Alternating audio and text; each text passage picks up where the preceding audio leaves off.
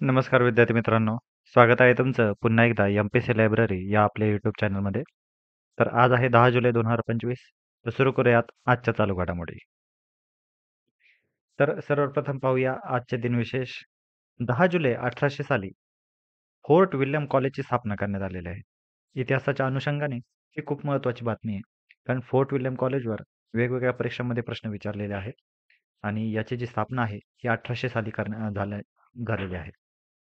याचे जे संस्थापक होते, हे होते लॉर्ड वेलेस्ली.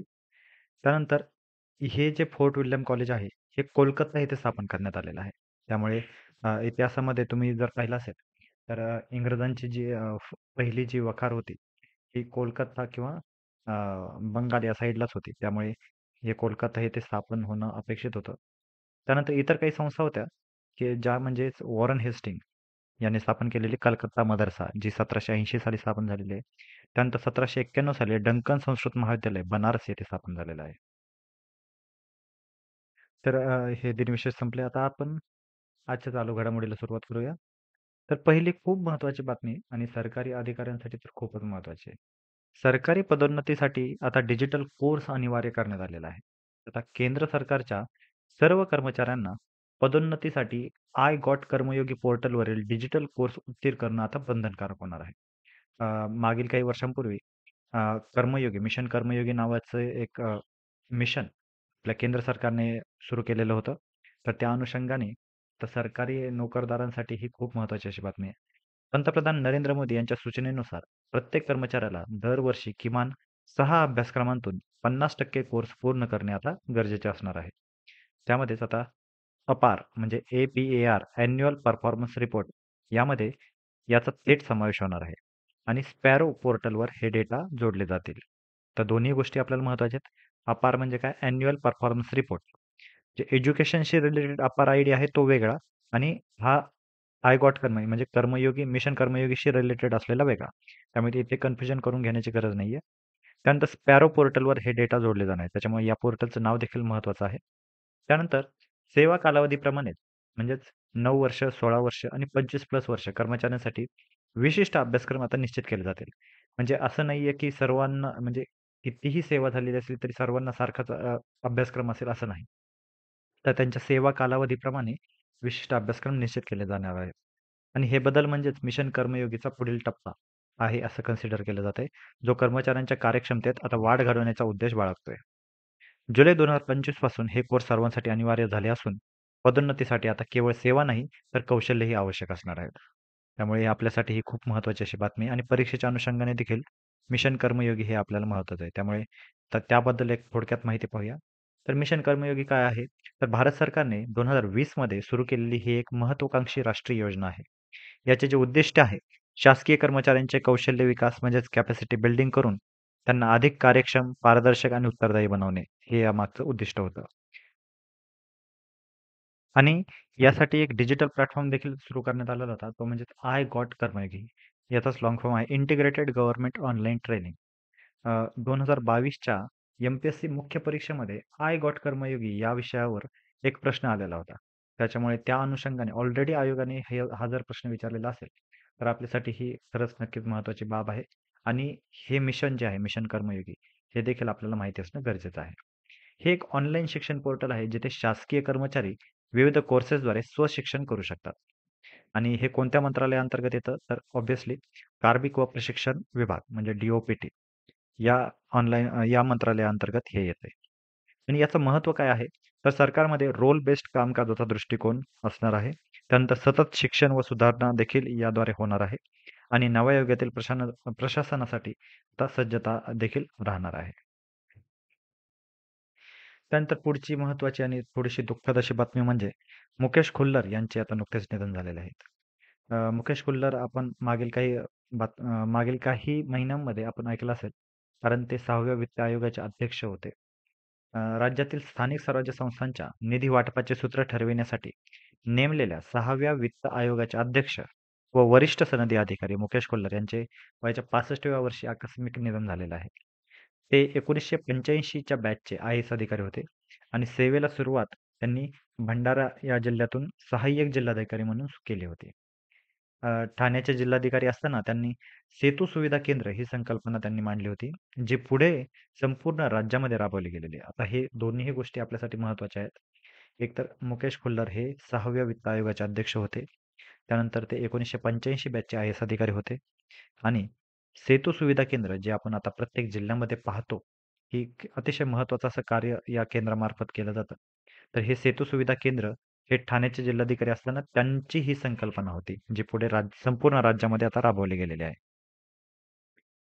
त्यानंतर आता महाराष्ट्र वित्त आयोगाबद्दल एक थोडक्यात आता आपण पाहून घेऊया. याची जी स्थापना आहे, ही भारतीय संविधानाच्या अनुच्छेद 243 आय आणि 243 वाय नुसार प्रत्येक राज्याने आपल्या पंचायती आणि नागरी संस्थांसाठी स्वतंत्र राज्य वित्त आयोग स्थापावा असा निर्देश केलेला आहे.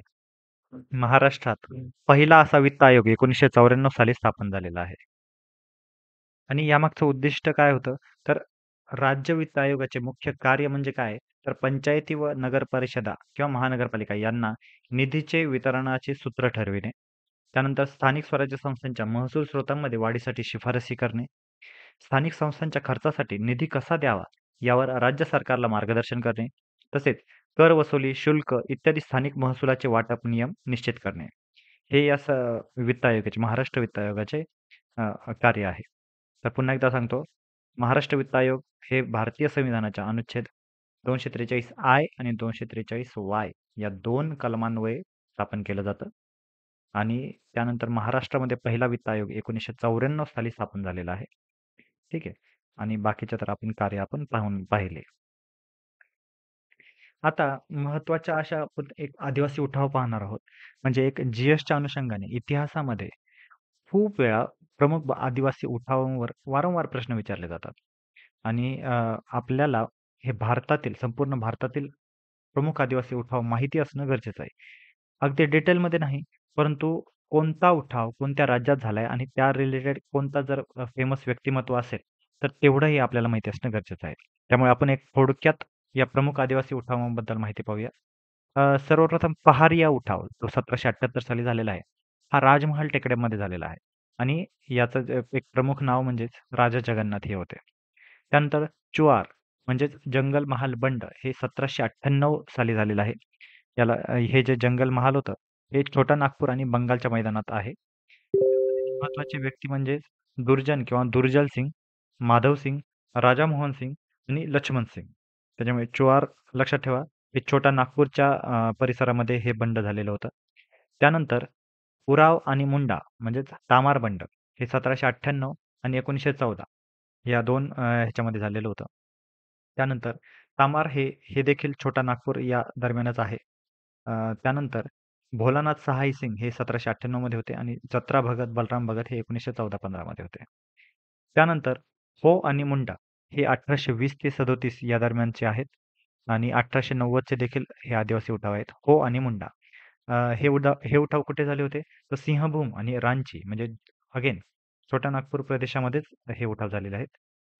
आणि त्यामध्ये महत्त्वाचे म्हणजे परहाटचा राजा हो बिरसा मुंडा म्हणजे 1890 चे जे होते त्यामध्ये हे होते. त्यामुळे लक्षात घ्या, हे थोडंसं कन्फ्युजन जरी वाटत असलं, तर एक आपल्याला एक क्लिअर पिक्चर तरी येतंय, की एक छोटा नागपूरच्या प्रदेशामध्ये वारंवार आदिवासी उठाव झालेले आहेत. कारण प्रामुख्याने आदिवासींचं जे वास्तव्य होतं, ते त्याच प्रदेशात होतं. त्यानंतर अहोम उठाव हा देखील वेगवेगळ्या परीक्षांमध्ये ऑलरेडी विचारलेला आहे. तर हा 1828 ते 1830 या कालावधीमध्ये झालेला आहे आणि अहोम जो उठाव आहे, हा आसाम राज्यामध्ये झालेला आहे आणि यातील महत्त्वाचं नाव म्हणजे गोमधर कोनवर. त्यानंतर खासी उठाव. खासी उठाव हे 1830 चे आहेत. जयंती आणि गारो टेकड्यांच्या दरम्यान डोंगराळ प्रदेशामध्ये हे उठाव झालेले आहेत. त्यानंतर नुनक्लॉ शासक म्हणजेच तीरथ सिंग हे यामागचं एक प्रमुख नाव आहे. त्यानंतर कोल उठाव हा 1831 साली झालेला आहे. पुन्हा एकदा छोटा नागपूर परिसरामध्येच म्हणजे रांची, सिंहभूम, हजारीबाग आणि पलामू या परिसरामध्ये हा उठाव झालेला होता 1831 साली आणि त्यामध्ये महत्त्वाचं नाव म्हणजे बुद्ध भगत. ठीक आहे. आपल्याला या उठावांच्या बाबतीत जोड्या लावायला देखील विचारलं जाऊ शकतं. त्यामुळे मी वर्ष आणि त्याचं नाव हे देखील सांगत आहे. त्यानंतर अतिशय महत्त्वाचं म्हणजे संथाल उठाव. हा 1833 च्या कालावधीमध्ये झालेला आहे आणि त्यानंतर पुन्हा 1855-56 च्या कालावधीमध्ये झालेला आहे. हा अतिशय महत्त्वाचा म्हणजेच राजमहाल टेकड्यांमध्ये हा झालेला आहे उठाव आणि यामधील महत्त्वाचं नाव म्हणजे सिद्धू मुर्मू आणि कान्हो मुर्मू म्हणजे सिद्धो कान्हो हे दोघांचं जे नाव आहे हे संथाल उठावाशी रिलेटेड आहे आणि हे राजमहाल टेकड्यामध्ये झालं होतं आणि त्याचं वर्ष आहे 1833 आणि 1855. त्यानंतर खोंड उठाव 1837 ते 56 या कालावधीत झालेला आहे. खोंड उठाव हा ओडिशा आणि आंध्र प्रदेश या परिसरामध्ये झालेला होता. यातील प्रामुख्याने नाव म्हणजे चक्रा बिश्नोई. त्यानंतर कोया उठाव हा 1897 ते 1879 ते 80, त्यानंतर 1886, त्यानंतर 1916, नंतर 1922 आणि 24. हा पूर्व गोदावरी ट्रॅक जो आंध्र प्रदेशामध्ये येतो आणि रामप्प म्हणजे पुन्हा एकदा आंध्र प्रदेशातील या परिसरामध्ये हा झालेला आहे. त्यामध्ये टोमासोरा, राजा अनंत अय्यर, अल्लुरी सीताराम राजू हे यामागचे महत्त्वाचे नाव आहेत. अल्लुरी सीताराम राजू यांचं नाव तुम्ही मागे ऐकलं असेल, कारण जो RRR मूव्ही आला होता, तो मेनली अल्लुरी सीताराम राजू यांच्यावर फोकस केलेला होता. त्यामुळे लक्षात घ्या, कोया बंड जे आहे, हे आंध्र प्रदेशातील एक महत्त्वाचा बंड आहे आणि 1879-80 या कालावधीमध्ये ते सुरुवात झालं होतं. त्यानंतर भिल्ल उठाव.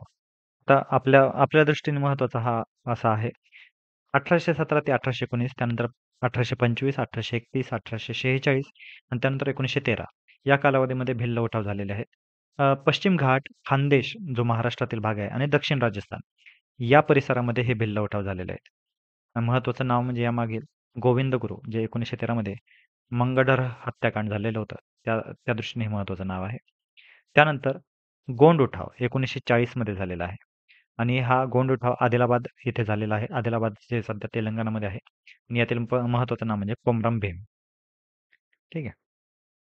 तर हे आपण भारतातील महत्त्वाचे उठाव पाहिले. यातील महाराष्ट्रातील देखील प्रामुख्याने आदिवासी उठाव काय आहेत, ते आपण यामध्ये कव्हर नाही केलेले. परंतु ते आगामी आपण जे काही व्हिडिओ तयार करणार आहोत, त्यामध्ये नक्कीच त्याचं मेन्शन केलं जाईल. आजच्या चालू घडामोडीवर एक प्रश्न पाहूया. मुकेश खुल्लर महाराष्ट्राच्या कितव्या वित्त आयोगाचे अध्यक्ष होते? नुकत्याच मुकेश खुल्लर यांचं निधन झालेलं आहे. मी ही आता तुम्हाला चालू घडामोडी सांगितली देखील. तर लक्षात घ्या, पर्याय क्रमांक 1 आहे 3रा, पर्याय क्रमांक 2 आहे 4था, पर्याय क्रमांक 3 आहे 5वा आणि पर्याय क्रमांक 4 आहे 6वा. तर मुकेश खुल्लर हे महाराष्ट्राच्या 6व्या वित्त आयोगाचे अध्यक्ष होते, लक्षात ठेवा. तर या होत्या आजच्या चालू घडामोडी. तर अशाच अधिकाधिक छान छान कंटेंटसाठी आमच्या यूट्यूब चॅनलला फॉलो करायला विसरू नका आणि सबस्क्राईब करायला विसरू नका.